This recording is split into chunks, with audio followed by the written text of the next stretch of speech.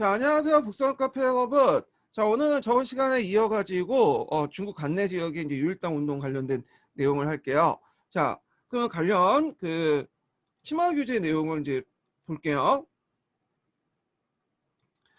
자, 여기 보면 이제 내용이 이제 보이는데요. 저번 시간에 이제 삼부통합 운동을 얘기를 했죠. 그래서 삼부통합 운동에 이제 영향을 줬던 것 중에 하나가 이제 신간회하고 중국 관내 지역의 유일당 운동 관련된 내용이에요. 그래서 이 중국 관내 지역의 유일당 운동은 예전에 임시정부 나올 때 그 3차 개헌할로 관련돼서 시험 문제에 언급됐거든요. 그래서 이제 좀 봐두셔야 되는데요. 자, 그러면 중국 관내 지역의 유일당 운동의 배경을 이제 볼게요. 일단 이제 중국 관내에서도 민족주의 계열과 그다음에 이제 그 사회주의 계열이 분열이 있었는데 각각의 어떤 그 요구에 의해서 이게 이제 통합 운동이 일어나기 시작했죠. 일단 사회주의 진영에서 볼 때는 극동인민대표회의, 여기 이제 극동 정확한 피학박 인민대표회의죠. 자, 이때 이제 2차 코미테름에서 그 당시 레닌이 그 극동 지역에서 이제 운동하려면 그 사회주의 세력들이 약하니까 좀 개명된 부르주아 세력들과 이제 힘을 합쳐갖고 운동을 해야 된다. 자, 이런 것들이 큰 영향을 미쳐요. 여기에도 이제 보시면 알겠지만 사회주의 세력들이 이제 그 당시 코미테름에 지시했다든지 행동하는 측면이 상당히 많았거든요. 그래서 얘네들의 행동을 이제 보려면 그 당시 코미테름의 지시 같은 걸 좀 봐둬야 돼요. 그래서 제2차 코미테론 같은 경우에는 이제 그 극동 피압박 민족대회를 거기서 개최를 해서 식민지 문제에 관한 태제를 공표를 했어요.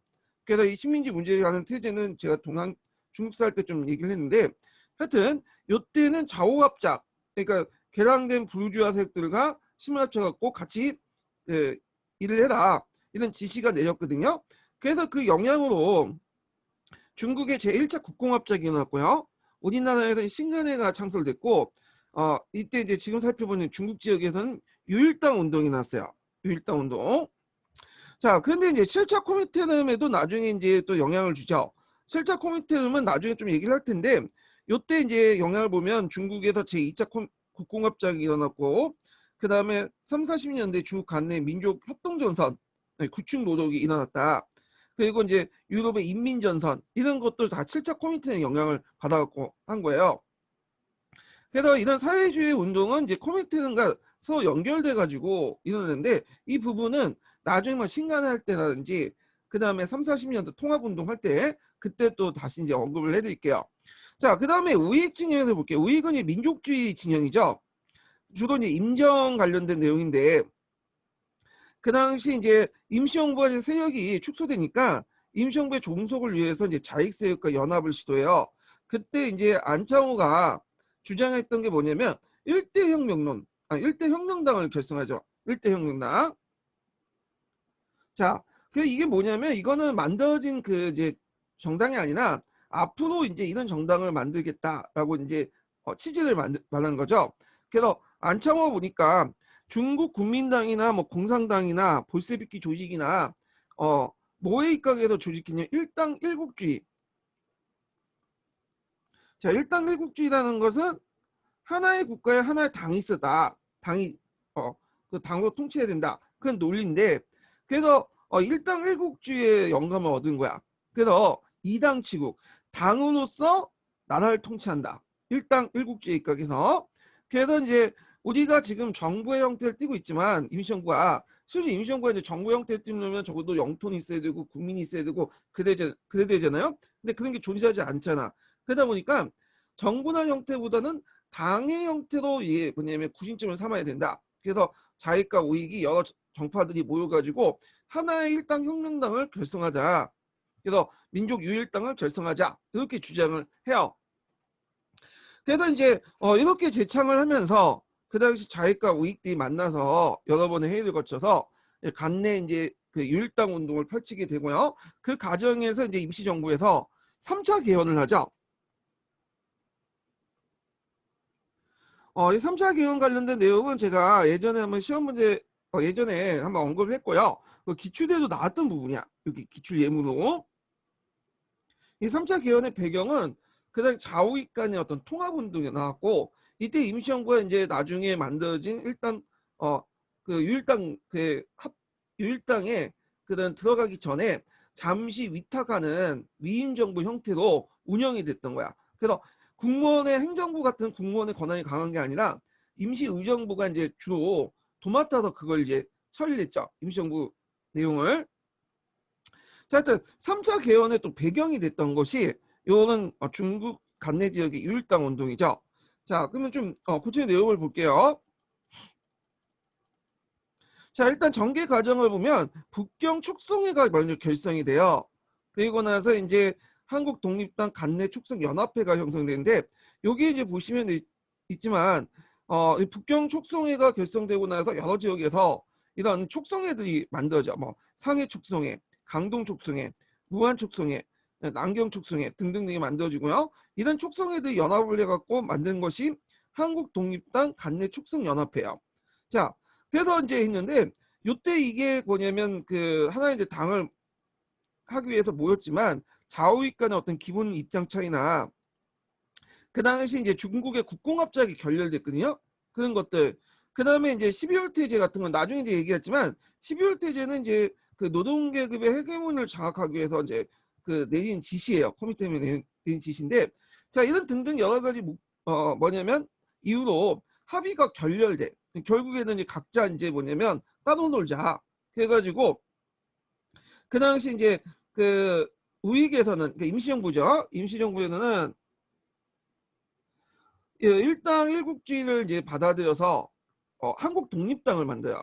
1930년에. 그래서 한국 독립당은 임시정부 안에 있는 기반 정당이에요. 그래서 한국 독립당이 임시정부를 이제 뭐냐면 그 통제하는 큰 역할을 하는데 자, 이 한국 독립당이 만들어지고요. 그 다음에 유한국 독립운동자 동맹이 결성돼. 이 자익측이죠. 그냥 따로따로 그냥 뭐냐면 통합이 돼버린 거야. 이렇게 해서 이제 뭐냐 끝났다. 이렇게 좀 기억을 해두시면 될 것 같아요. 참고로 이거 한국 독립당이 있는데 이 한국 독립당은 자주 나와. 그래가지고 뭐 4번에 거쳐서 언급이 되는데 요거는 그때그때마다 좀 뭐냐면 얘기를 해드릴게요. 그래서 3, 40년대 뭐 2, 30년 20년대부터 30년대 40년대 이게 여러 독립단체들 보면 이름이 비슷한 게 되게 많아요. 그래서 어떤 경우에는 또 다른 당인데도 그 당명이 달라. 그래서 암기하기가 되게 어려울 때가 되게 많아. 그런데 이런 문제들이 이제 나오니까 당명 명칭 쓰라는 거, 단체 명칭 쓰라고 하는 거 이런 것들이 나오니까 좀 뭐냐면 정확히 외워두시는 게 좋을 것 같아. 중국 같은 경우에는 공산당, 국민당 이렇게 딱 그 외워두고 뭐 정구정 같은 몇 개 단체들만 좀 기억을 해두면 되는데 이건 우리나라는 너무 단체명이 많아가지고 좀 골치가 아파요. 그렇다고 해서 뭐 효율적으로 이제 독립운동을 이제 추진했던 것도 아니고 자 그러면 이제 뒤에 넘어가죠. 자 여기 보면 이제 3, 40년대 무장 독립 전쟁 관련된 내용을 볼게요. 자 30년대 들어오면서 좀 이제 몇 가지 특색이 이제 더 보이는데요. 일단은 통일전성 운동과 이제 무장 투쟁 노선이 강조돼요. 자, 이 통일전성 운동 아까 이제 얘기한 것처럼 좌우익 연합이죠. 좌와 우가 연합을 해서 하자. 이거는 이제 자익 측 입장일 때는 좀 2차 커미트의 영향 별개로 실차에 영향을 받은 거죠. 그러니까 제2차 국공합작하고 연결시켜서 이제 보시면 돼요. 자, 그러면 이제 왜 그런 이제 노선들이 등장했냐 하면 그 당시 일본의 이제 제국주의가 세력이 대륙 침략이 가속화돼. 그리고 전 세계적으로 이제 나치즘, 파시즘 이런 것들이 하는 대응 과정에서 광범위한 통일 전선이 형성되죠. 그래서 일본이 30년대 들어와서 중일 전쟁과 만주사변을 일으키죠. 그래서 1931년에는 만주사변을 일으키고 1937년에는 중일전쟁을 일으키잖아요. 예. 그래서 그와 대응하기 위해서 광범위한 통일전선이 형성이 됐다. 예. 그 다음에 이제 일제 대륙 침략이 본격화되고 어떻게 만주 지역에 이제 장을 해서 만주국을 만들잖아요. 그러니까 이제 만주 지역에서 활동이 좀 힘들게 돼요. 물론 30년대 초 중반까지는 활동을 했지만 힘들게 되니까 되게 우리나라 독립군 세력들이 어디로 들어가냐면 중국 관내로 들어와. 이때 중국 간내는 산해간 이남 지역을 이제 의미하죠. 그리고 이제 이때 국민당의 정권의 어떤 지원 약속도 있었고, 예, 등등 여러 가지 요인으로 간내로 들어오게 됐다. 예, 이렇게 좀 기억을 해두시고, 그러면 30년대 중반 이후에는 전혀 활동이 없었냐? 자, 활동은 있었죠.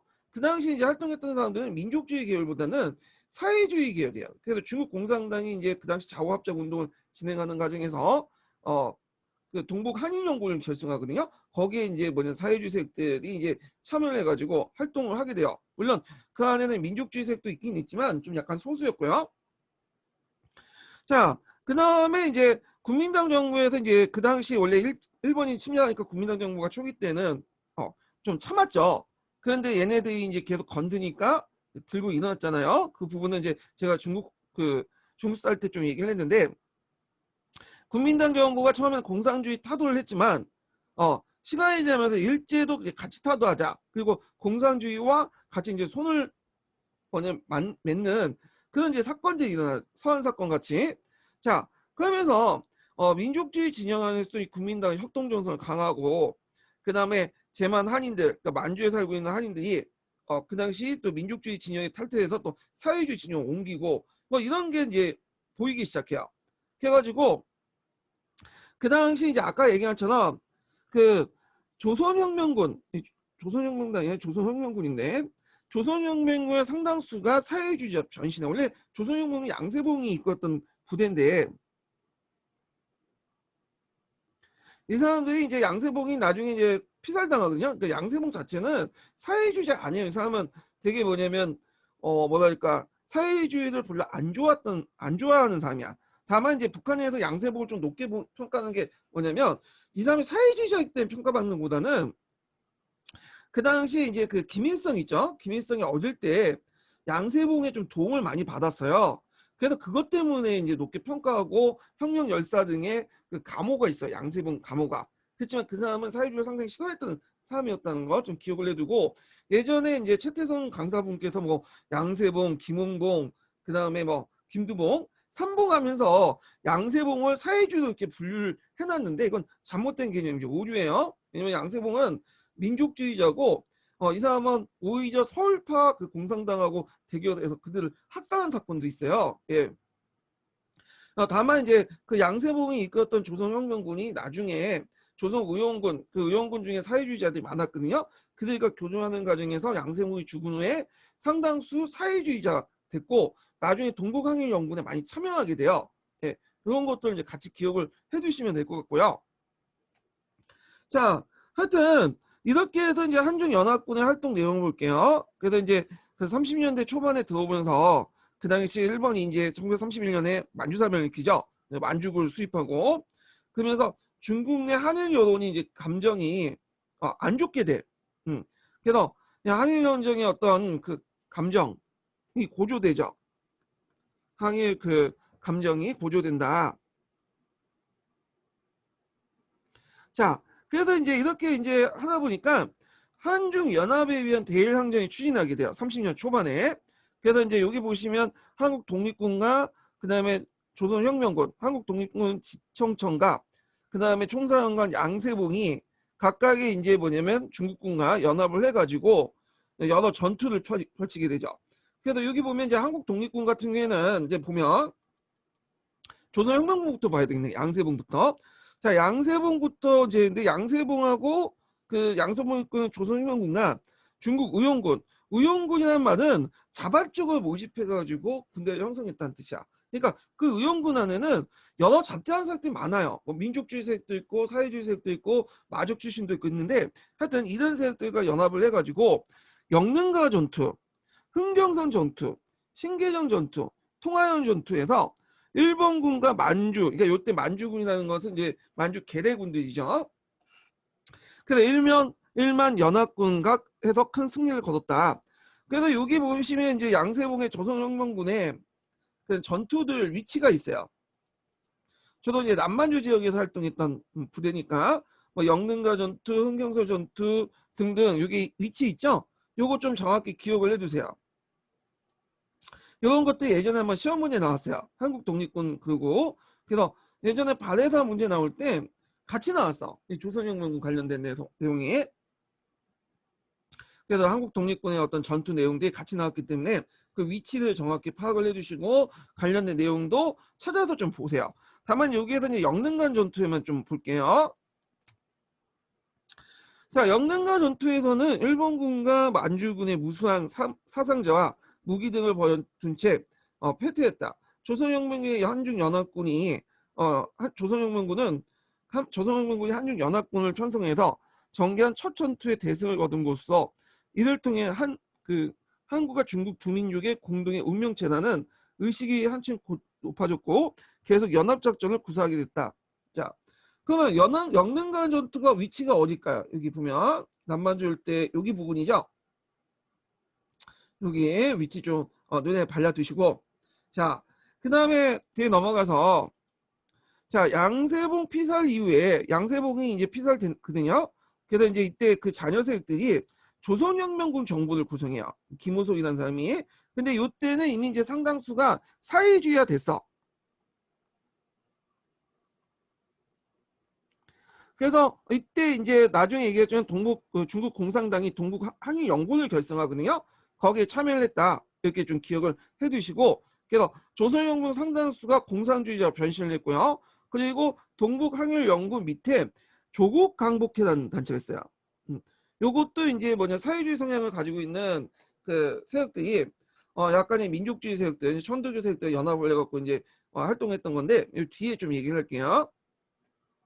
그러면 군사주의였던 조선혁명군이 이제 거기 상당수가 잔류해가지고 사회주의가 됐는데 나중에 정치 조직이 있죠. 그러니까 군사 조직과 정치 조직은 따로따로 노는 거예요. 예, 그래서 정치 조직가 중에 조선혁명당이 있어요. 조선혁명당이 그 간내로 이동을 하게 돼요. 그리고 나중에 얘기했지만 민족혁명당과 합당하게 하게 돼요. 그리고 이제 이렇게 해가지고 이제 있다가 나중에 탈퇴해서 남경에서 또 재건이 되고 이 부분은 나중에 좀 얘기를 할게요. 이거는요. 자, 그 다음에 그 한국 독립군을 보자. 한국 독립군은 주로 이제 북만주 일대에서 활동했죠. 그래서 이제 주 인물이 지청천이에요. 그 예전에 제가 이제 지청천에 관련돼서 기출이 나왔다고 했죠. 그 지청천은 이청천이라는 또 뭐냐면 가명으로 또 활동을 해요. 예, 요 관련돼서 제가 얘기를 했어요. 자, 그러면 이런 한국 독립군 누구와 연합을 했냐? 중국 호노군과 연합해요. 호노군과. 중국 호노군은 어떤 부대냐면 원래는 이제 강동군의 보조 부대였어요. 그 강동군 자체가 이제 그 남만주 철도를 지키기 위해서 파견된 부대잖아요.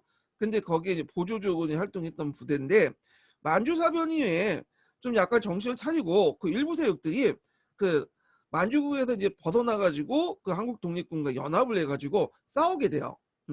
그래서 이제 여러 전투를 싸우게 되는데 그 중에 대표적인 게 산성보 전투, 사도해다 전투, 동경선 전투, 대정자나 전투에 크게 승리를 하게 되죠. 이것도 하나하나 위치를 파악을 해두셔야 되겠죠. 예전에 발해사 관련된 유적지 관련된 문제와 같이 나왔기 때문에 위치를 좀 파악을 해두세요. 여기 역사과 부도 찾아가지고 눈에 발라두시는 것도 좋고 제가 하나하나 그 개별 전투의 어떤 내용들은 얘기하지 않겠지만 일단은 관련된 전투들을 좀 검색을 해가지고 파악을 해두시는 게 좋을 것 같아요. 이 부분은요. 자, 그래서 이제 이렇게 있고 그런데 이제 일제가 이제 본격적으로 대륙 침략을 하면서 이제 뭐냐면 좀 어렵게 되는데 이때 이제 같이 활동했던 호노군이 그 당시 이제 그 일본과 싸우면서 여러 가지 전리품을 얻을 거예요. 그래서 전리품을 얻는 그 분배하는 과정에서 그 호노군대 공격을 받아 배신을 당한 거죠. 그래서 무장하제 당하고 결국엔 자녀 부대는 살림제 유격전을 하고요. 그리고 상당수가 이제 밑으로 내려오게 되죠. 간내 지역으로. 자, 하여튼 정치적인 한국 독립군과 그 한국 독립군의 지도자들 이들은 이제 중국 본토로 이동을 해요. 그래서 이제 그 당시 그 신한 독립당을 결성을 하게 되죠. 예. 그리고 이제 한국 혁명당과 합당이 돼가지고 민족 혁명당 통합하는 과정에서 그 뭐냐면 해체가 됐다. 신한 독립당이 이제 해체되면서 해체가 됐죠. 그래서 요 한국 독립당은 신한 독립당으로 이제 한국 혁명당 합당돼서 신한 독립당이 되고요. 그다음 민족혁명당은 이제 나중에 얘기했지만 통합이 되면서 그 신한독립당이 해체되면서 없어지게 돼요. 이 한국독립당은. 그래서 이 한국독립당은 나중에 생긴 중국 관내에 있는 한국독립당과 구별하기 위해서 제만한국독립당이라고 해요. 제만한국독립당. 만주에 있었던 한국독립당이라는 거죠. 그리고 지청청은 원래 한국독립당 소속이 있죠. 한국독립국이면서 한국독립당 소속이었는데 이 사람이 한국독립당이 없어지면서 나중에 그 조선혁명당에서 또 갈라져 나오거든요. 지청청이. 네, 지청청이. 그래서 그때 이제 나온 것에 말을 바꿔가지고 조선혁명당으로 넘어가 버려. 조선혁명당. 그래서 조선혁명군은 동북항일연구로 이제 흡수 통합되고 조선혁명당 간량 내려와가지고 그 지청천이 그 그러니까 한국 그 조선혁명당이 간내 들어와서 그 당시 이제 민족 그 혁명당과 통합됐다가 잠시 그래서 지청천이 다시 조선혁명 당적을 바꾼 다음에 그걸 이끌고 나서 재건 조선혁명당을 만들어요. 그리고 나서 이제 나중에 통합한국동 독립당에 그 통합이 되거든요. 이 과정은 좀 이따 설명을 할게요. 자, 상당히 복잡하죠. 그래서 이제 요거 관련된 내용이 1131번 여기 있으니까 이렇게 이제 좀 보시고요. 여기에서 잠깐 이제 지청청이라는 인물에 대해서 좀 아까 이제 얘기를 해드릴게요. 요거는 예전에 좀 얘기를 했는데 요 내용이 한번 여기 있으니까 한번 볼게요. 1129번 한번 읽어보자. 1127번. 자, 이 지청청은 일본 육사를 졸업하고 무장항의 투쟁에 참여했던 인물이에요. 예. 그래서 박정희나 백성원 같은 그런 사람들하고 좀 약간 결이 다른 사람이죠. 그 다음에 이제 1129번 점 볼게요. 임시정부가 이제 정부 직할의 군대를 편성하기 위해서 만주에 있던 독립군에게 중국 본토에 이동해 줄 것을 요청했기 때문에 특히 한국 독립군의 지청천은 중국 중앙무관학교 한인특별반의 운영 책임자를 맡는 등 후에 임시정부가 한국 강복권을 창설하는데 크게 기여했다. 이렇게 이제 기억을 해두시면 돼요. 이 사람은.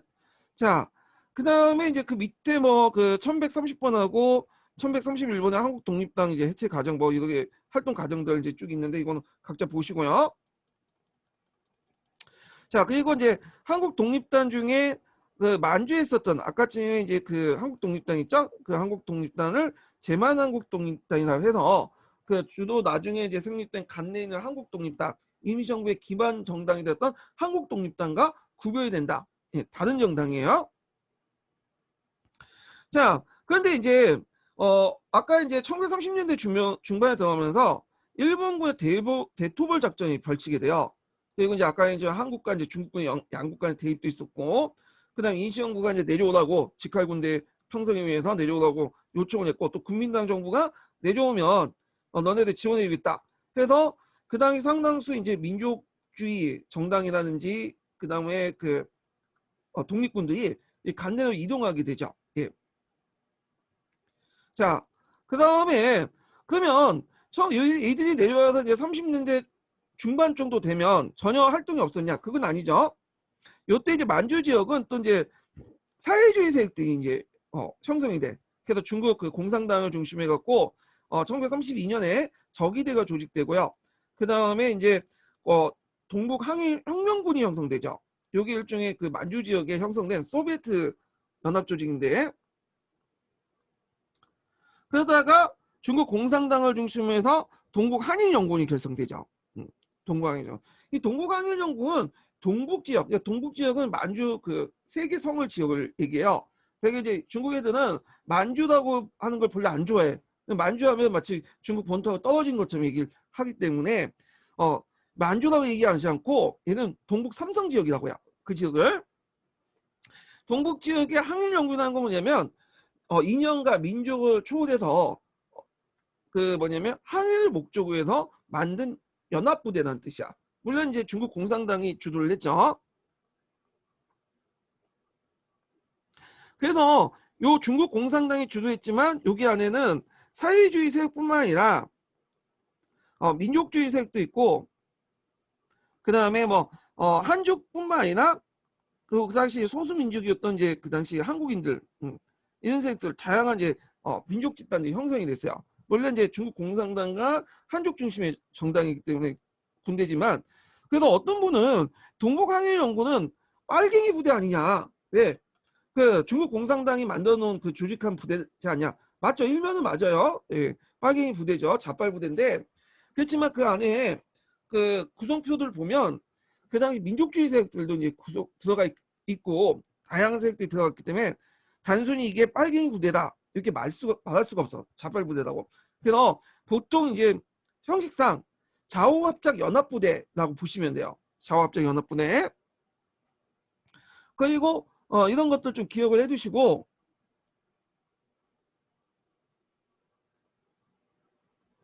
그래서 뭐 유튜브 많이 보신 분들은 이거 동북아연구는 잘 이렇게 인식을 하시더라고요. 뭐 그렇게 성격을 두는 것도 좋지만 일단은 이제 근현대사나 이런 게 이제 우리나라 학계에서는 되게 그렇게 보니까 그렇게 이제 시험 볼 때는 공부를 해두시는 게 좋을 것 같아. 자, 그 다음에 이제 좀 볼게요.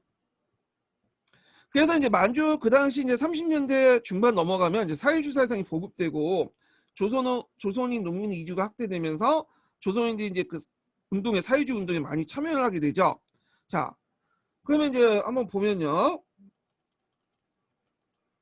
자, 여기 뭐 여러 사건들이 나오는데 이건 별 중요하지 않은데 이제 일단 보세요. 어, 조선인 농민과 반일적인 중국인들 연대투쟁에서 추수투쟁, 뭐 충황투쟁 이런 것들을 전개했고요. 그래서 이때 뭐 조선 중국 지주와 군벌 상대로 소장로 인하나 생존권 자치권 확보 등을 요구했다. 그다음에 이제 그 당시 그 중국 공산당이 만주 지역에 조직했던 소비에트 자치정부가 있죠. 해방구. 이게 뭐냐면 동북인민혁명군이에요. 그래서 이게 적의대와 이제 유격대를 중심으로 해서 조직을 했고 그때 이제 중국 공산당 안에 어떤 세력들이 많았냐면 한인 공산주의 세력들이 많았어요.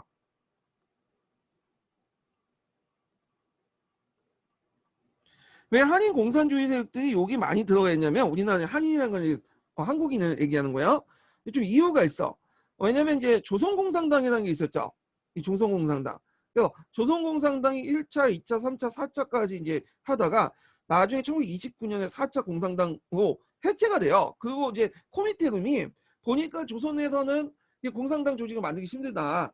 그리고 얘네들이 뭐 단결한 것도 아니고 그러다 보니까 이제 무슨 지정을 내냐면 너네들은 이제 자체적으로 공산당을 만들지 말고 사회주의 정당을 만들지 말고 그냥 일본 공산당이나 중국 공산당에 편입을 해라. 그래서 거기에 이제 뭐냐면 들어가서 반파쇼 운동을 하든지 이렇게 해라. 그래서 많은 이제 그 당시 그 한인 공산주의자들이 중국 공산당이나 일본 공산당 안으로 많이 들어갔어요. 그래서 그 사람들 안에 이제 동북인민 헌명군 안에 그런 조선인들이 이제 많이 들어가 있는데 문제는 일제가 이 민생당이라는 걸 조직을 해. 이 민생당. 그래서 이 민생당은 뭐냐면 조선인 중에 친일적인 사람들을 뽑아가지고 일종의 계례 조직을 만든 거야. 그래서 그걸 통해서 이제 뭐냐면 자기들 이제 척보를 수집하고 뭐 이렇게 하는 정당인데 그 모임인데 요 이 민생당을 이제 뭐냐면 적발한다는 이유로 조선인들을 조금만 이제 의심을 가지고 있는 그 조선인들 있죠. 그 조선인들을 이제 그 한인 공산당에 있는 그러니까 공산주의 조선인들을 잡아다 플락치로 몰아가지고 죽인 사건이 나요. 그때 많이 죽어나갔어요. 그래서 이제 이걸 무슨 사건이라고 하냐면 민생당 사건이라고 해요. 민생당 사건. 그래서 이 민생당 사건이 어떤 책에서는 교과서에서 나오거든요. 그래서 내용을 좀 파악을 해두시는 필요가 있을 것 같아요. 그래서 요거 여기 1134번인데 이런 거 좀 기억을 해두시고 그래서 조선 스파이를 조직을 만드는 게 민생당이고 민생당이 중국 공산당 내에 들어왔다. 요 동북인민군 혁명 조직에 들어왔다. 해서 그 당시 한인 그 공산주의 세력들이 민생당 사건에 걸려갖고 많이 수청당했다. 이렇게 기억을 해두시면 되겠죠. 그리고 1935년에 만들어진 이제 정당이 군대가 있죠. 아까 얘기한 동북항일연군이에요. 배경을 보면 반파쇼 인민전선이 형성되죠. 커미테는 7차 대회. 그래서 이제 항일 민족 통일 전선이 강화돼 주장하면서 그 당시 동북 인민혁명군을 그 동북 항일연군을 학대 개편해요. 예. 자, 그래서 이제 그 당시 이 과정에서 이제 한인 무장 세력들 부장의 독자성이 강하는데 이때 한인이라는 거는 우리나라 사람을 의미하는 거예요. 예, 한인을 의미하는 거죠. 자, 그래서 그 동북한인연군에 보면 이제 그 한인 여러 부대들이 있어. 우리나라 구성된 예, 상대 사회주의 세력들이 많지만 하여튼 이들이 위해서 이제 뭐냐면 동북한인연군이 확대 개편됐다. 그래서 한중 사회주의자의 동북한인연군이 있고 거기에 이제 민족이나 이념, 계급 차이를 떠나서 그런 하나로 합쳐졌다는 거예요. 민족주의 세력들도 일부 들어가게 돼요. 그래서 아까 얘기했처럼 동북한인연군이 단순히 빨갱이 조직이 아니라 그거죠. 예, 자빨 조직이 아니라 그 안에는 상당히 민족주의 세력도 있다라는 걸 좀 같이 기억을 해두세요. 자, 그래서 이제 그 관련된 내용을 한번 읽어볼게요. 자, 동북한일연구는 동북인민혁명군을 개편하여 조직한 것으로 중국 공산당 지원안에 일제에 반대하는 사람들이 사상이나 노선, 민족에 관계없이 단결하자는 주장을 내세웠다. 그래서 민족을 초월한 항일 무장으로 통합됐으며 이들에 의해서 여러 차례 국내 진공 작전이 실시됐고 그 대표적인 게 이제 김일성이 이끌었다는 보천보 전투가 대표적인 거죠. 예. 자, 일단 한국인의 사회주의 활동을 보자. 이 동북한일연군에 들어가 있는 사회주의 활동을 보면 중국 공산당 지원을 내 한국 사회주의자들을 위해서 무장부대가 만주에 남아 항전을 전개했고요. 이때 이제 동북한일연군 안에 조선인 간부들이 모여가지고 만든 활동 조직이 조국 강복회요. 예. 그래서 반일 민족 통일전선 시정과 독립적인 어떤 인민정부 수립 목적, 그러니까 이제 우리 그 조선인들의 어떤 인민정부 수립 목적으로 해서 이렇게 했는데 이 조국 강복회는 사회주의자로 구성돼 있어요. 기본적으로. 근데 이제 교과서라든지 그런 데서는 이걸 이제 자화합작 조직으로 이렇게 파악하는 게 뭐냐면 이들이 사회주의로 구성됐지만 상당수가 그래요. 예. 그렇지만 그 국내 천도교 조직과 연결돼서 활동했어요. 그래서 얘네들은 자익이지만 이쪽은 우익이죠. 그러니까 이 활동을 내용을 보고 조국 광복회 좌우합작 조직을 이렇게 보고 있는 거야. 그래서 여러분들 그렇게 인식을 하시는 게 좋을 것 같아요. 자, 이들은 소규모 부대를 이끌고 국내 진공 작전을 많이 했는데 그 중에 이제 일어났던 것이 보천보 전투야. 보천보 전투. 이 보천보 전투는 지금 이제 그 위쪽 나라 아니 김일성의 하자고 되게 유명하죠. 근데 실제 이 보천보 전투가 대단한 사건이 아니에요. 그냥 보천보를 공격했다가 그 보천보가 조그만 이제 마을이 있는데 거기 공격했다 잠깐 이제 면사무소나 경찰서 습격해서 거기 잠깐 점령했다가 그 이제 일본군이 다시 역습해 오니까 물러난 사건이거든요. 그래서 뭐 그렇게 뭐 그 당시 뭐 많은 사람을 죽인 것도 아니고 그런 건데 근데 이게 왜 이게 유명해졌냐면 여기 보시면 동아일보 있죠. 후에 보천보 전투가 알려졌어요. 물론 동아일보에서는 여기 별로 안 좋게 기록을 했겠죠. 왜냐면 그냥 일제 통치 아래 있다 보니까. 근데 이제 이게 상당히 충격을 줬던 게 뭐냐면 1910년대, 20년대 초반까지 이제 아까 이제 활동했던 뭐 9월사인데 천마사인데 뭐 이런 무장하게 조직 간간히 있다가 한동안 잊혀졌어. 국내에서 이제 무장 조직이 없어졌거든요. 투쟁도 없었고. 그러다 1937년에 보천보 전투가 갑자기 딱 임한 거야. 그래서 한 10몇 년 동안 잠잠했다가 김일성이 보천보 전투가 부각이 된 거죠. 별 큰 사건이 아닌데. 근데 북한에서는 이 보천보 전투를 되게 강조하더라고요. 예. 그래갖고 이제 의미를 두고 있는데 일단 그 사건 자체는 크게 큰 사건은 아니에요. 큰 뭐 전투도 아니었고. 그 다음에 뭐 무산 진공작전 이런 것들을 했고 이게 이제 아까 말한 것처럼 천도국 강부와 연결시켜갖고 진행이 됐다. 이렇게 이제 관련된 내용들 파악을 해두시면 될 것 같아요. 예. 자, 그러면 이제 여기에 이제 동아일보 관련된 내용을 이제 좀 볼게요. 자, 동아일보가 아까 지금 이제 호해를 발행을 했잖아요. 네, 동아일보가 정간의 위험을 무릅쓰고 이 사건을 연일 보도하면서 이 김일성이라는 이름이 전국으로 알려지게 돼요. 이게 이제 보천보 전투인데 여기에서 조선 민중사회의 이제 일종의 김일성 신화가 형성되죠. 그래서 벌 사건도 아닌 내용을 이제 동아일보가 좀 그 동아일보도 좀 지금도 그쵸? 예. 하여튼 이게 뻥 트인 거야. 그러니까 독립운동의 침체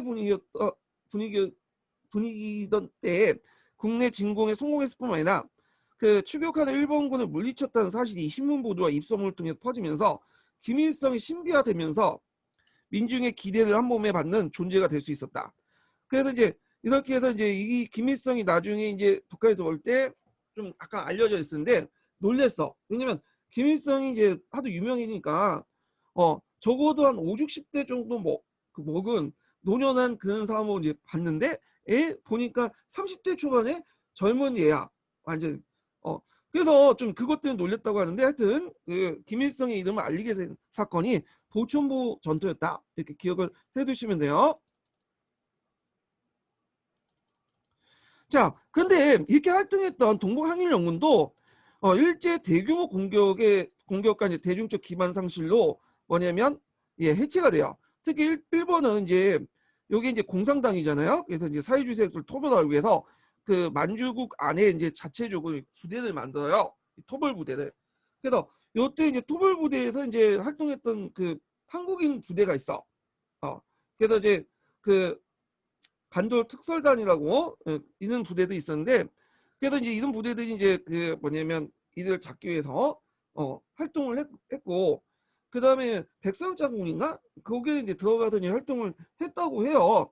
그래서 백서영 장군이 이제 친일 활동을 얘기할 때 그 얘기를 했는데 백서영 장군이 그 싸웠던 것은 독립군이 아니라 그 당시에 그 중국 공산당 빨갱이였다. 그렇기 때문에 이걸 뭐냐면 친이라고 볼 수 없다 이렇게 얘기하지만 저는 좀 생각이 좀 다르거든요.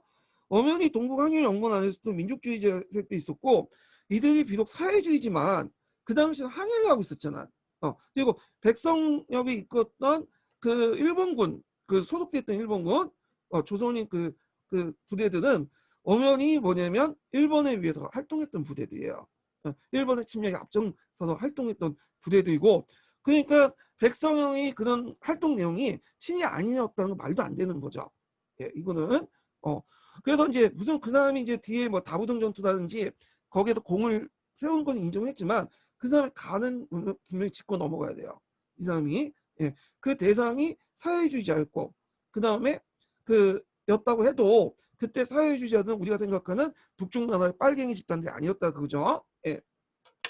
항해를 목적으로 했던 세력들이었고 그래서 백성이 거기 참여했다는 이유로 뭐 이완용급의 욕은 얻어먹기는 좀 그렇겠죠. 이 사람이 이제 태어날 때쯤은 이미 나라가 망한 시점이었고 그 다음에 이 사람이 뭐 일본 군대에 들어갔다는 거 이후로 이완용 동급으로 이렇게 얘기하기는 좀 힘들었지만 일단 친인한 건 맞아요. 이 사람이. 그래서 이거에 대한 문제는 분명히 짚고 넘어가야 된다. 그거죠.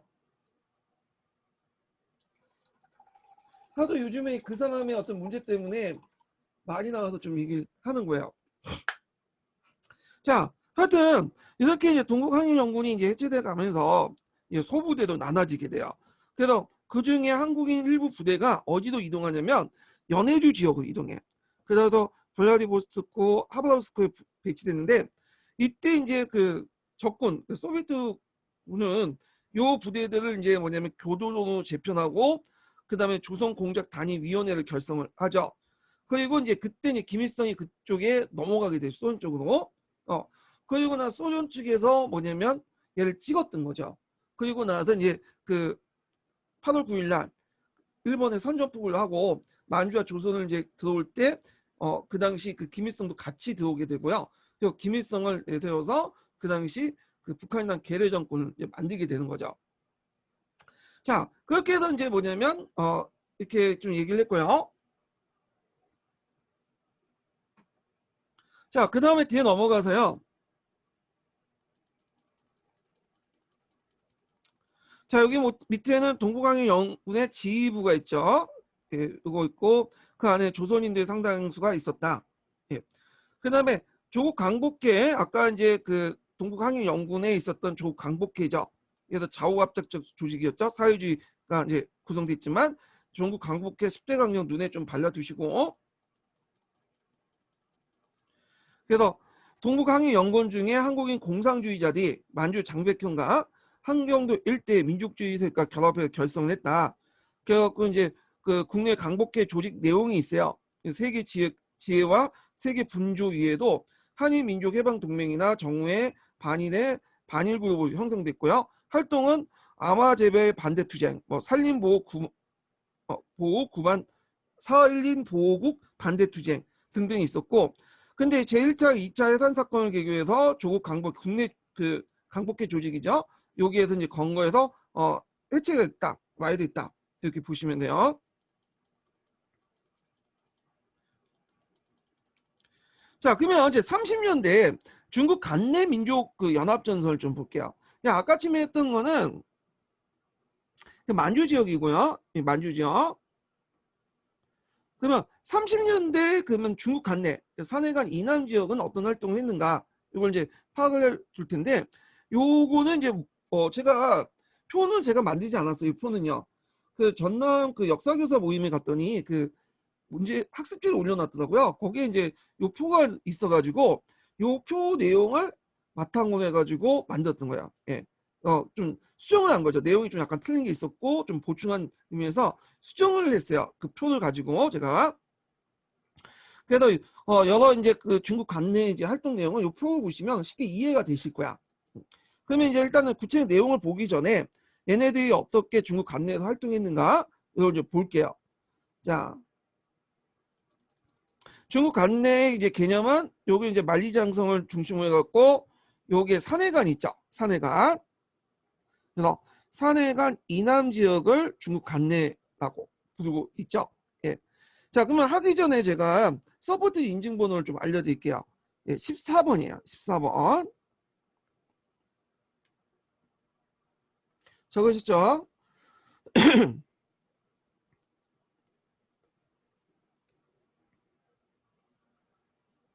자, 그럼 내용을 이제 보면요. 자, 여기에서 이제 앞에 이제 30년 초반에 이제 활동했던 한국 독립군이나 한국 독립당이나 조선혁명당이 중국이나 이제 국민당이나 뭐 임시정부에 요청했다가 밑에 내왔다고 했죠. 그래서 이때 이제 진짜 커미테름의 영향을 받았고 김홍봉을 중심으로 해갖고 통합운동이 일어나요. 이 관내 여러 정당들 통합하자. 그래갖고 그 당시 김홍봉을 중심해서 의열단을 중심해서 신한독립당, 그다음 조선혁명당, 한국독립당, 그다음 대한독립당 이런 단체들이 이제 통합을 하게 되죠. 그리고 나서 이제 만든 단체가 민족혁명당이야. 1935년에 만든 당이죠.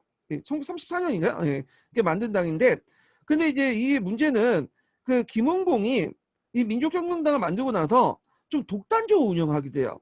그러니까 그 안에 있었던 이제 지청천이나 조성왕 이런 사람들이 반발하게 되죠. 그러면서 얘네들이 나오게 돼. 그래서 이제 재건 한국독립당 조성왕이 만든, 그다음에 조선혁명당 지청천 이렇게 해갖고 나오게 돼요. 얘네들이. 그래서 조선혁명당은 원래는 지청천에 속한 당이 아니었어요. 근데 이제 한국독립당이 그 당시 통합하는 과정이 해체가 되면서 그 당시 조선혁명당은 좀 남아있었기 때문에 당적을 바꿔갖고 지청청이 이제 끌고 나와갖고 재조직한 게 된 거죠. 예. 자, 그러면 이때 임시정부는 어떤 활동을 하고 있었냐? 자, 임시정부는 그 당시 이제 김구 계열과 조성왕 계열 이렇게 두 개 계열로 나눠져 있었어요. 예. 그런데 그 당시 조성왕은 이제 김홍봉이 좌우통합을 제안하니까 좋다 하면서 그 당시 기반정당, 원래 기반정당이 한국독립당이었죠. 요 한국독립당. 요때 이제 한국독립당은 우리가 이제 알고 있는 제만한국독립당하고 달라요. 예. 그 제만한국독립당은 요 신한독립당이 통합된 상태였고, 이때 이제 한국독립당을 장악하고 있었어요. 조성왕이. 그래서 그 애들을 끌고 와가지고 기반정당을 끌고 와서 그냥 민족혁명당으로 넘어가 버린 거야. 그러면 이제 홀로 누가 남았어? 김구만 남았겠죠. 임시정부에. 그러니까 이제 기반정당의 한국독립당이 그쪽으로 이제 넘어가니까 김구가 새롭게 조직한 당이 있어요. 이게 한국국민당이에요. 한국국민당. 그때 이제 민족혁명당을 이끌었던 이제 김홍봉이 김구한테 제안을 했죠. 너도 들어와라. 그래서 임시정부도 민족혁명당에 들어와라. 이렇게 했지만 김구 딱 거절했어요. 김구는 사회주의를 되게 싫어하는 사람이야, 이 사람은. 그래서 이거는 코미테의 음모다. 사회주의 세력들이 그걸 통합하기 위한, 흡수 통합하기 위한 음모다 하면서 거절을 했던 거야. 그래서 민족혁명당의 통합 제안을 거부해갖고 한국독립당을 계속 놔두고 그 기반 정당을 임시정부를 지켰던 거죠. 결국에는 이제 나중에 그 민주혁명에 나왔던 그 한국독립당, 이때 한국독립당은 재건한국독립당이라고요. 그리고 조선혁명당 이런 세력들과 연합 조직을 만든 게 뭐냐면 한국강복운동단체 연합회예요. 세 개 단체가 구성이 됐죠. 한국국민당, 한국독립당, 조선혁명당. 예. 이런 연합회는 이때 연합회는 한 개 정당이 아니라 그냥 정당 연합이라고 보시면 돼요. 예. 그러다가 이게 한 개 당으로 통합된 것이 뭐냐면 1940년에 한국독립당이죠. 한국독립당, 한국국민당, 조선혁명당 이렇게 하고 이때 조선의 삼군주의를 내세웠고요. 이게 이제 임시정부의 또 기반 정도로 활동하죠. 그러면 여기에서 한국독립당이 몇 개 나오죠? 이제 정리를 좀 해볼게요. 자, 여기 한국독립군의 그 정치 조직이 뭐라고 했죠? 한국독립당이라고 했죠. 요 한국독립당은 관내에 있는 한국독립당은 좀 별개 조직이에요. 그래서 제만한국독립당 이렇게 불려져요. 그래서 첫 번째 조직이 있고 그 다음에 여기 이제 뭐냐면 그 조성왕이 이끌었던 독립당 있죠. 요 두 번째 독립당. 이게 재건한국독립당 있어. 재건한국독립당. 요 두 번째 독립당 있고 그 다음에 예전에 재건한국독립당 이전에 그 임시정부 있었던 한국독립당 있죠. 요 한국독립당. 예, 세 번째 한국독립당 있고 마지막으로 그 다음에 나중에는 한국강복운동단체 연합회가 이제 조직해갖고 통합을 만든 한국독립당 있죠. 이거 네 번째 한국독립당이에요. 그래서 여기에 한국독립당, 그 다음에 재건한국독립당, 이 한국독립당은 임정하고 연결되어 있는 우익 쪽에 연결되어 있는 독립당이다. 이렇게 기억을 해두시면 돼요. 세 개 독립당, 그 다음에 그 앞에 있는 한국독립당. 그래서 네 개 한국독립당이 있다. 그 외에 뭐 여러 단체도 있겠는데 중요한 한국독립당인 거야. 그러니까 한국독립당이 헷갈려. 제만한국독립당도 있고 1930년에 만들었던 한국독립당 그도 있고요. 나중에 조성왕이 이끌고 이제 들어온 한국독립당 있고 조성왕이 민족혁명 나와가지고 만든 재건한국독립당도 있고 그 다음에 40년에 통합된 한국독립당도 있고 이게 네 개가 있어요. 한국독립당이. 자, 그러면 다시 이제 이쪽으로 넘어와서 김홍봉 쪽으로 넘어와서 좀 보면 아까 이제 김홍봉 독성 때문에 한국 민족혁명대 분열됐다고 했죠. 그래서 김홍봉은 자기 세력들과 그 다음에 이제 사회주의와 무정부 세력들을 다 끌어모아가지고 만든 것이 조선민족혁명당이야. 예. 그리고 조선민족혁명당 산하부대가 조선민족전선연맹이에요. 조선민족혁명당이 있고요. 그 조선민족혁명당을 바탕으로 해가지고 그 당시 이제 다시 이제 몇 개 사회주의 정당과 무정부주의 정당 이런 단체들 또 끌어왔어요. 예. 그래가지고 이제 뭐냐면 조선혁명자 연맹, 조선민족 해방자 운동자 동맹, 그다음 조선청년 동맹 있어요.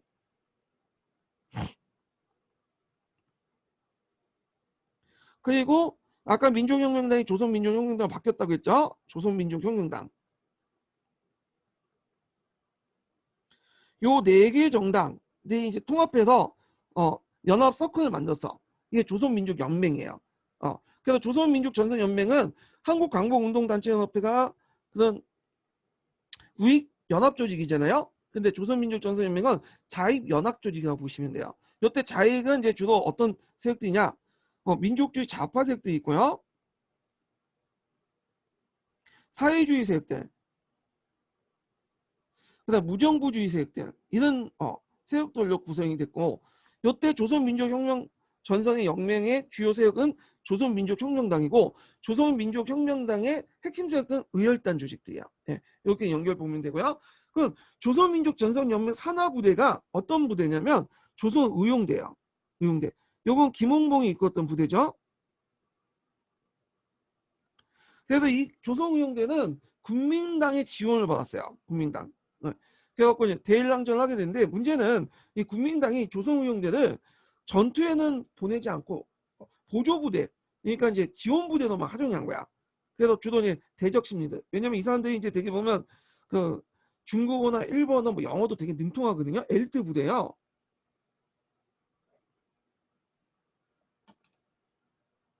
그래서 일본군을 상대로 해서 그 홍보 정당을 만들거나 아니면 이제 일본군의 어떤 기준을 유도하는 그런 것들을 하거나 포로 잡혔을 때 삭간 있죠. 이런 그 용도 사용했어. 그러니까 이게 이제 조선의용대에서 불만을 이제 뭐냐면 품게 된 거죠. 우리는 싸우고 싶은데 국민당군의 그 보조 역할만 하잖아요. 병창 역할만. 그러다 보니까 이제 그걸 반대했고 결국에는 이제 그때 이제 무슨 소문을 듣게 됐냐면 임시정부가 한국 강복군을 창당한다라는 이제 소문을 듣게 된 거예요. 이제 김홍봉이 이제 조선의용대를 이끌고 이제 한국 강복군에 합류하려고 이제 뭐냐면 중경을 가죠. 근데 중경을 가는 도중에 그 조선의용대 안에서 김홍봉을 반대했던 세력도 있었어요. 예. 근데 김홍봉 좀 리더십이 좀 없는 것 같아. 예. 하여튼 그때 이제 조선의용대 안에서 김홍봉을 반대하는 세력들이 뭐냐면 김홍봉이 자고 있는 세력 동안에 자기 세력들 이끌고 독립해갖고 저희 중경호 간 게 아니라 저쪽 하북 지역, 강북 지역 올라간 거야. 예. 그래서 이들이 조선의용대 하북지대가 된 거야. 근데 이 조선의용대 중에 그들 강북 쪽 올라간 세력들이 상당히 많아요. 80%를 또 보시면 돼요. 그리고 나머지 이제 20%만 이끌고 조선의용대 20% 이끌고 한국 강복군에 합류하게 되죠. 예, 일부가. 예. 그러면서 이제 한국 강복군 이제 일지대인가 그게 이제 형성이 되고 부대가 그러면 조선의용대 하북지대는 이제 어떤 활동이냐? 이때 호가종 전투에서 큰 승리했고 반소탄이 뭐냐 일본 애들이 이제 하북 지역에 있는 그 사회주의 세력들을 소탕하는 그 작전을 펼쳤는데 그때 이제 같이 이제 사회주의 세력들과 활동을 같이 해요. 그래서 그 당시 이제 그 중국 공산당 안에 있었던 한인 세력들 최장희, 허정수, 무정 같은 사람들과 만나서 이제 연합을 하게 되는데 이게 하북조선 청년연합회고요. 그리고 이제 이게 좀 발전된 것이 뭐냐면 조선독립동맹이에요. 이거는 이제 사회주의 세력이죠. 이 조선독립동맹의 산하부대가 뭐냐면 조선의용군이에요. 이들은 조선의용군은 하북 지역의 중국 공산당 8.15군과 같이 한일전에 참여했어요. 그러니까 얘네들은 이제 한국 강복군이라든지 조선의용대 같은 경우에는 실전 부대가 아니에요. 얘네들은 이제 그 주로 지원, 그런 병참 그런 역할만 했는데 조선의용군은 8.15군과 같이 싸웠어요. 그러니까 실전을 가지고 있는 부대들이죠. 그래서 나중에 1945년 이후에는 이 조선독립동맹이 김두봉이 이끌었죠. 이 김구의 친구고 한글학자도 또 유명한 사람인데 이 사람이 이제 그 북한에 들어가서 북한 정권에 참여해서 연합파가 되고요. 그리고 조선의용군은 8.15군에 속해 있다가 나중에 북한 정권이 등장하자 보냈죠. 모택동이. 그래서 조선의용군 4만 명을 보냈어. 그래가지고 거기 북한인민군에 편입이 돼. 그래서 한국전쟁이 일어날 때 이 조선의용군이 이제 북한군에 편입된 조선의용군이 상당히 정예사단으로서 이제 활동을 하게 되죠. 자, 뭐 이렇게 이제 좀 보시면 되고, 자, 거기 이제 한국독립당에서 이제 한국광복운동단체 다시 우익 쪽으로 넘어가서 한국광복운동단체 연합회가 있었다고 했죠. 그래서 1940년에 한국독립당이 만들어지고요. 그리고 그 밑에 한국강복군이 만들어져요. 예. 그리고 이제 한국강복운동단체 연합회와 조선민족전선연맹 있을 때 국민당에서 무슨 요청을 하냐면 너네들 이렇게 자익과 우익이 나누지 말고 하나로 합쳐서 항일정선을 좀 형성해달라 요청을 해요. 근데 한국강복운동단체연합회나 조선민족전선연맹이나 국민당의 지원을 받았기 때문에 무시할 수 없었어요. 그래가지고 전국연합진선협회라는 걸 조직해.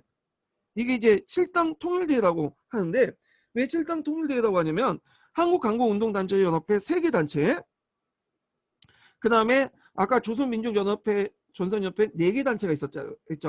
요게 합쳐져서 이제 7당 통일대회라고요. 근데 이 통일대회를 했다가 개최했다가 이게 이제 별로 안 좋게 끝나요. 그래가지고 이제 서로 갈등이 많았고 서로 이제 방향이 다르고 색깔이 다른 사람들이 모이다 보니까 좀 약간 다툼이 있었어요. 그러니까 어떤 일이 있었냐면 1938년에 일어난 사건인데 그때 이제 그 김구가 사회주의, 그러니까 조선혁명당원이었던 이윤환한테 권총으로 맞은 사건이 있어요. 권총. 네. 그래갖고 이 권총이 김구의 이제 그 폐 홍부 간통해가지고 뭐냐면 그 김구가 쓰러졌거든요. 그래서 이제 병원 갔더니 이제 그 김구 안 되겠다. 뭐는 이제 거의 죽으니까 그냥 저쪽에 치워놨어. 근데 새벽 아침까지 김구가 이제 계속 숨을 쉬니까 이거 살려야 되겠다 해갖고 이제 총알을 제거하고 수수에 들어서 간신히 살았다고 그래요. 이게 이제 낙몽정 총격 사건이라고 하는데 되게 유명한 사건이에요. 그만큼 갈등이 되게 심했다는 거죠. 김구는 나중에 안드레한테 또 죽잖아요. 그러니까 김구가 참 불쌍한 게 그렇게 이제 뭐냐면 한일 투사수 유명하지만 일본군의 총탄은 한 번도 맞은 적이 없고 그 두 번에 걸쳐서 자기 민족하고 같이 이제 민족의 총탄을 위해서 쓰러졌던 사람이죠. 자, 하여튼 그래가지고 결국에는 이 칠당 통일대회는 결렬이 됐고 따로 이제 한국 독립당을 만들어서 임시정부를 이끌게 됐다. 자, 40년대 들어오면서 또 한 번의 통합 논의가 이뤄지게 돼요. 앞에 이제 40년대 들어오면 그때 이제 그 중국에서는 중국 관내 그 자익 그 우익 조직이었던 임시정부의 한국 독립당 임시정부죠.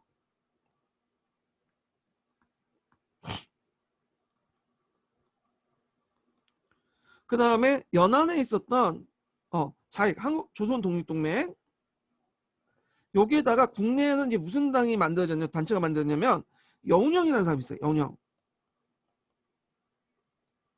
여운형에 건국동맹이 있어. 건국동맹. 건국동맹. 자, 이 건국동맹도 여운형이 사회주의자잖아요. 근데 이제 사회주의자면 민족주의를 끌어들였었어요. 같이 이제 좌우합작적 조직이야. 그래갖고 이때 이제 뭐냐면 건국동맹, 조선독립동맹, 한국독립당 그러니까 이제 임시정부가 하나로 통합하려고 모색을 했어. 예. 근데 그게 하다가 그 당시 일작 망하는 바람에 이제 무산이 돼버렸죠. 그래서 통합이 이제 뭐냐면 무산이 됐다. 이렇게 좀 기억을 해두시면 돼요. 자, 그래도 이제 이렇게 30년대, 40년대 거쳐갖고 중국 관내에 그다음 민족 독립운동 그런 그 관계를 좀 얘기를 했어요. 그래서 요거 관련돼서 기출 문제에 좀 나왔으니까 좀 기억을 해두시고 조선우영대나 뭐 조선우영군 그다음에 한국광복군 이런 내용들이 나왔죠. 이거 그거 좀 보시면 될 것 같아요. 자, 그래서 그 밑에 있는 내용은 좀 자세히 이제 있으니까 그걸 이제 자세한 내용은 하나하나 보면서 또 얘기를 해드릴게요. 자, 그러면 이제 보죠. 자, 그 당시 중국 관내에서는 연합정선이 형성되는 분위기가 있었어. 30년대 초반에. 일제 중국 침략이 본격화되고 그리고 그 당시 중국 국민당의 지원, 독립군 부대 중국 관내 이런 것들에서 이제 관내 이동을 했죠. 본격화되면서. 그리고 독립운동 단체 내 좌우익 간의 어떤 이념 반성. 그래서 항일 영역 여론이 형성되고 그 다음에 이제 코미테는 7차 대회가 되게 켰는데 코미테는 7차 대회에서 이제 반파쇼 인민전선을 구축하자 이렇게 이제 제시를 했잖아요. 그래서 중국도 이제 제2차 국공합장의 분위기가 있었고 그다음 만주 지역에서는 동국항일연군이 개편되고 그 중국 관내에 있는 독립세력들도 하나 이제 통합을 해야 되겠죠. 그 중심 역할을 했던 단체가 한국 대일 전선동맹이에요. 1932년에 결성됐는데 누가 중심을 했냐면 그 제창했냐면 김홍봉이 제창을 했어요. 거기에 이제 조송왕이 가담을 하게 되죠. 중도파 세력이었던. 그래서 이제 그 한국 대일전선 동맹 안에는 의열당을 중심으로 해서 한국 독립당, 예. 그리고 이제 조선혁명당, 그 한국혁명당, 한국강복동지회 등등 이런 단체들이 이제 뭐냐면 들어오게 돼요. 예. 그래서 이제 민족혁명당으로 발전되죠. 민족혁명당으로. 그래갖고 이제 있는데, 자, 여기에서 이제 이렇게 해갖고 이제 결성이 됐다는 것 좀 기억을 해두시고, 자, 그리고 이제 민족혁명당 참가 내용을 볼게요. 자, 민족혁명당은 1935년에 만들어졌어요. 34년이 아니라 35년이네요. 예, 조선민족혁명당도 좀 뒤에 있다. 만들어진 거. 같은 연도에 만들어진 것 같아요. 하여튼 민족유일당을 목표로 해서 민족독립운동의 단일정당을 건설 목표로 해서 5개, 넓게 보면 7개 정당에 의해서 만들어졌고 그때 이제 조송왕이 들어왔기 때문에 조선의 상균주의가 채택돼요. 상균주의는 나중에 좀 얘기를 해드릴게요. 임시정부 할 때. 그다음에 정강을 발표하는데 정강 보면 그 사회민주적인 성격을 갖고 있어요. 민주사회가 아니라 이게 사회민주적인 어떤 사회민주주의적인 성격을 갖고 있다.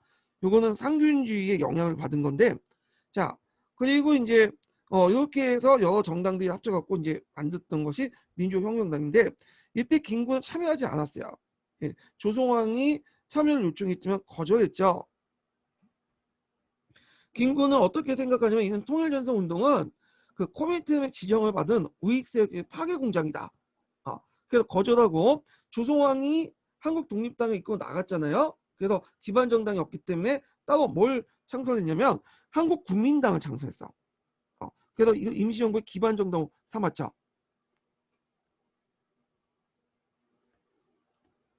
자, 그래서 요거 한번 읽어볼게요. 1148번. 47번하고 48번 읽어볼게요. 그래서 민족혁명당은 통일전선 정당으로 그 정강정책도 통일전선 내용을 담았고, 그 다음 참가한 각 정당의 단체들이 그 재산까지 합친 정당이었다. 한국독립당, 조선혁명당, 의열당, 신한혁명당, 대한독립당을 비롯하여 미주지역 4개 단체 등 모두 9개 단체네요. 네. 주요 단체는 5개인데 제가 7개 단체가 있는데 9개 단체예요. 1935년 7월에 각 당을 해체하고 민족혁명당이라는 이름으로 당일전당으로 만들었고, 이 민족혁명당은 임시정부까지 해체하여 모든 세력을 통합하려고 했지만 김구 등 임정 유지파들은 반발하여 뜻을 이루지 못했다. 자, 김구는 민족혁명당에 참가하지 않은 세력들 규합해서 1935년 11월에 한국국민당을 만들죠.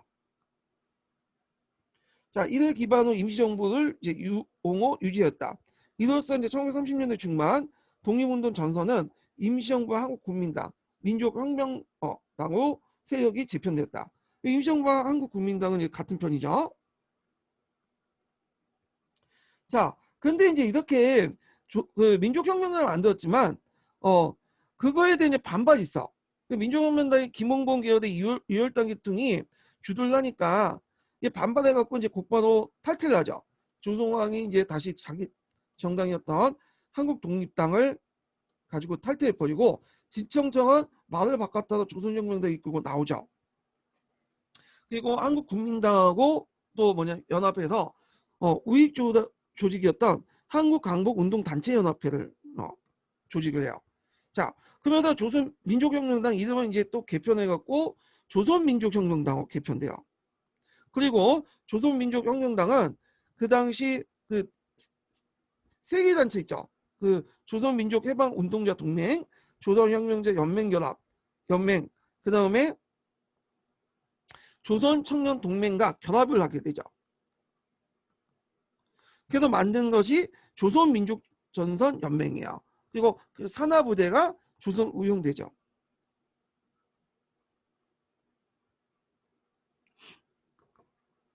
자, 그러면 이때 이제 그 당시 그 재정적 지원을 해준 국민당이 권유로 한국강복운동단체연합회와 조선 전국 그 한국 그 강복운동단체연합회와 그 당시 조선민족전선연맹이 서로 그 뭘 결성해 전국 연합 진선 협회를 결성을 시도해요. 예. 그렇지만 그 조선민족 전선 연맹 내에 반대로 실패하죠. 그래서 그 반대 때문에 일어난 그 사건이 낙목종 그 총격 사건이야. 김구가 그 당시 조선혁명당원 등 이윤아로부터 총격을 받은 사건이죠. 예. 요거 그래서 결국에는 무산됐다. 이렇게 보시면 돼요. 그러면 관련된 내용을 한번 읽어볼게요.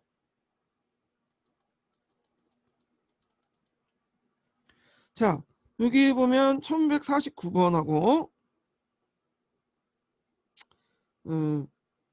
1150번 한번 읽어볼게요. 자, 김홍봉, 조성왕 등이 민족운동단체의 대동단결을 모색하여 한국독립당, 신한독립당, 조선혁명당, 대한독립당, 의열당 계열 등을 통합하여 1932년에 한국대일전선 통일동맹을 결성했고, 이 동맹이 조선민족해방자운동동맹, 조선청년전의동맹, 조선혁명자 연맹과 연합해서 조선민족혁명당으로 발전했다. 근데 여기에서 이제 좀 빠진 게 있죠. 조선민족혁명당 안에 이제 요 내용 과정에서 이때 이제 한국독립당하고 조선혁명당은 도중에 요게 빠졌어. 예. 그래서 요거는 중간에 생략한 것 같은데. 자, 1150번을 읽어볼게요. 민족혁명당은 조성왕 이청청, 최동호 등이 탈퇴하자 김홍공이 중심이 된 조선민족혁명당으로 개편됐으며 약화된 통일전선을 다시 강하게 해서 앞에 언급했던 단체들 있죠. 조선민족해방운동자 동맹, 조선혁명자 동맹, 조선청년동맹과 연합해서 조선민족정선연맹을 결성했다. 그리고 자신의 군사조직이었던 조선의용대를 만들었다. 네, 이거 파악을 해주시면 돼요. 자, 그러면 조선의용대를 볼게요. 조선의용대는 이제 그 무안에서 결성했어요. 네, 무안. 요즘에 우한 폐렴 있죠? 여기 중심인데 요것도 좀 정확하게 어딘지 다 아시겠죠? 예. 그래서 그 위치 좀 기억을 해두세요. 예전에 그 기출문제 나올 때 거기 우한을 가리키고 그거와 관련된 그 부대 명칭을 물어본 적이 있거든요.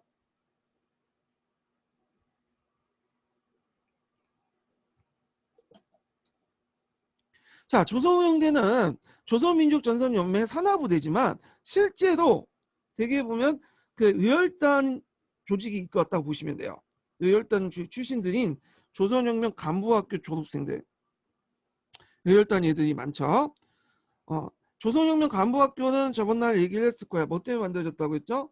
그 당시 개별적인 테러의 한계를 느낀 이런 김원공이 국민당의 협조를 받아서 만든 것이 조선인민 간부학교죠.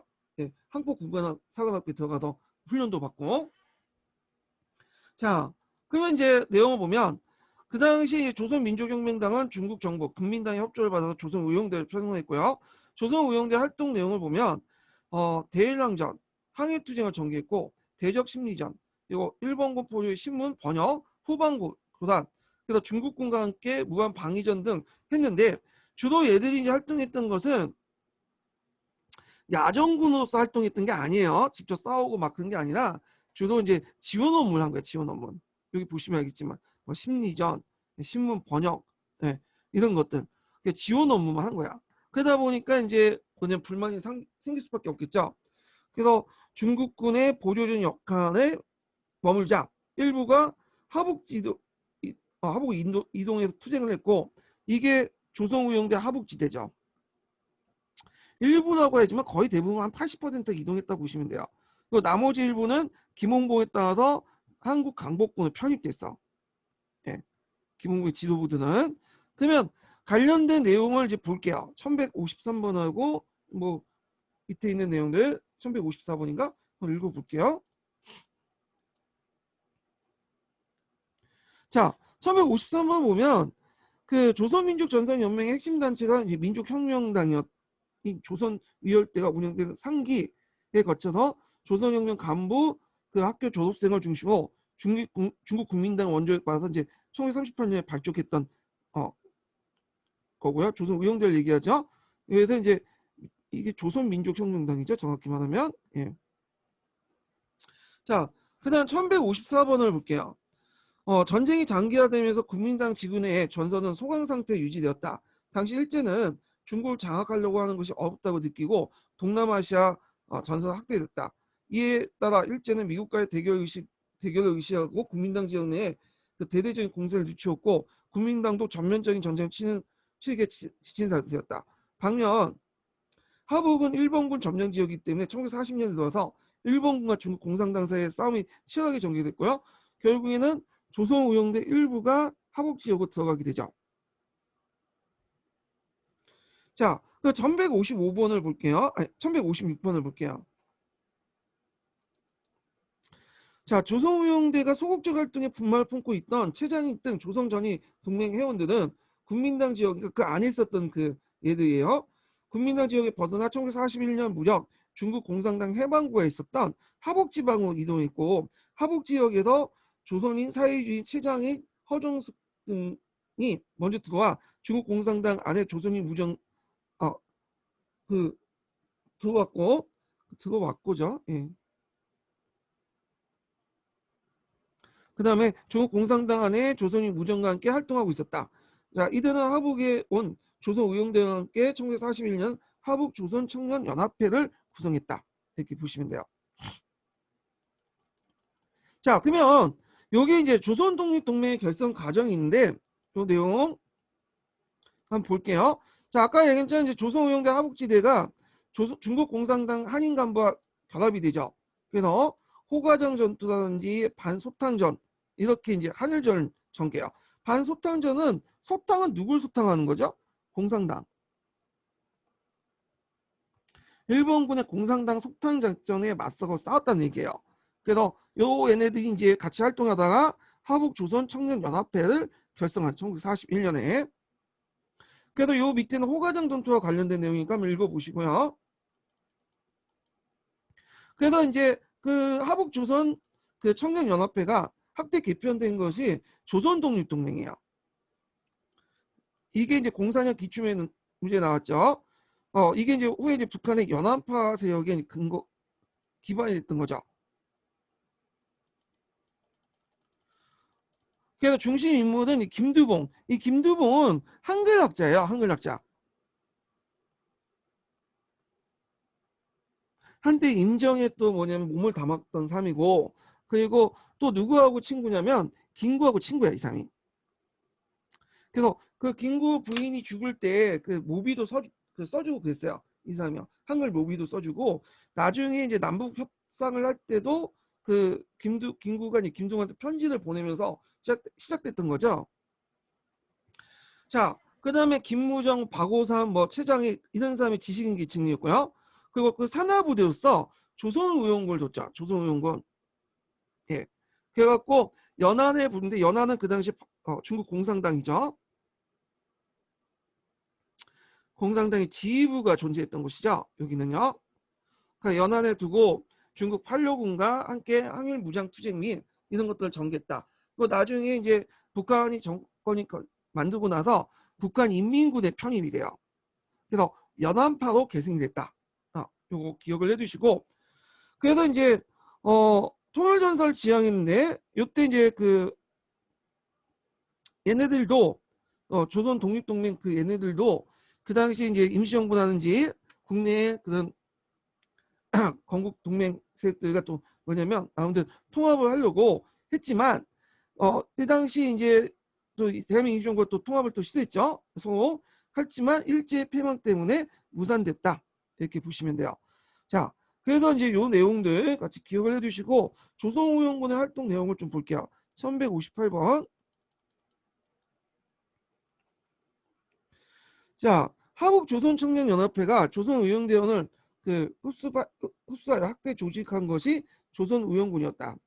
자, 김두봉을 의장으로 한 조선의용군은 각제 중국 팔려군과 함께 항일 무장투쟁을 전개했으며 그 다음에 선전조도 전개했다. 그러니까 얘네들은 실제로 싸웠던 부대예요. 야전군이에요. 예. 그리고 심리전과 선전전 등 무력적인 전투 없이 적을 교란하고 일본 내에 조선 내에 그 병사들을 유도하는 효과도 가져왔기 때문이다. 그래서 심리전하고 이런 선전도 같이 했다라고 보시면 돼요. 자, 그 다음에 이제 이런 내용들 기억을 해두시고 한국 밑에 이제 봐서 또 내용은 임시정부가 이제 한국 그 국민당 통합 과정을 볼게요. 네. 한국 독립당인데 이거 국민당을 적겠네요. 자, 요거는 좀 쉬었다가 진행을 할게요. 예.